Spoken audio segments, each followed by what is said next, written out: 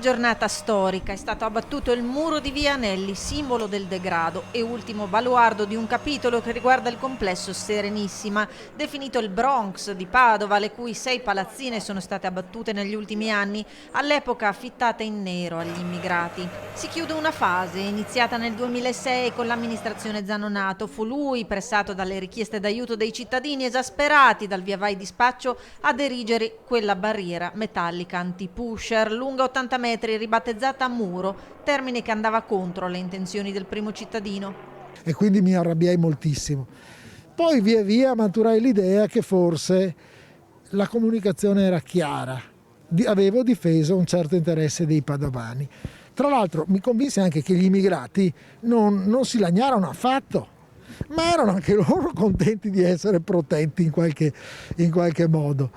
Adesso ho la soddisfazione di vedere che un'operazione iniziata allora si sta concludendo in modo molto positivo. Quel muro divenne simbolo di ghettizzazione con effetto mediatico sensazionale da cui partì la promessa di riqualificazione. In questi ultimi 3 anni abbiamo acquisito 200 appartamenti da 200 proprietari diversi, un'impresa, e poi abbiamo demolito le 6 palazzine, abbiamo trovato anche l'amianto, un'altra impresa nell'impresa. Oggi è l'epilogo, l'ultimo atto di quella che è la fase delle demolizioni.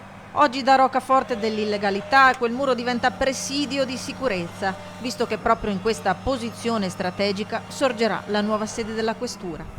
Sarà costruita la nuova questura di Padova. Devo dire che siamo anche assunti la responsabilità di fare la stazione appaltante per cercare di abbreviare il più possibile i tempi, perché sappiamo che l'amministrazione pubblica in generale non siamo molto veloci, per cui cercheremo di fare il prima possibile.